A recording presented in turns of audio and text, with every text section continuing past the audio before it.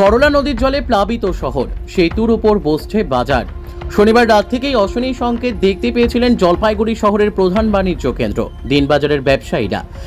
রাত থেকেই হোলসেল মাছবাজার সহ অন্যান্য জায়গা জলে থই থই। রবিবার সপ্তাহের মূল ব্যবসার দিন, আর এমন দিনেই কার্যত করলা নদীর জলে ডুবে রয়েছে বাজার। এই প্রসঙ্গে দীর্ঘ ৬২ বছর ধরে এই বাজারে মাছ বিক্রেতা সর্বণ শাহ বলেন, বছরে দু একদিন আমাদের এই ভোগান্তির শিকার হতে হয়।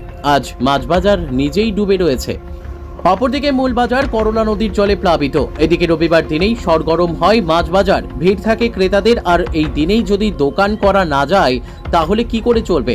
অগত্যা দিনবাজারের সংলগ্ন করলা নদীর সেতুর উপরেই মাছ নিয়ে বসেছি, এমনটাই জানালেন অপর এক মাছ বিক্রেতা জয়দেব দেবনাথ। রবিবার সকালে এক অদ্ভুত দৃশ্য জলপাইগুড়ি শহরে। যে নদীর জলে প্লাবিত ব্যবসা, সেই নদীর সেতুর উপরেই মাছ থেকে সবজি নিয়ে চলছে বেঁচে থাকার সংগ্রাম।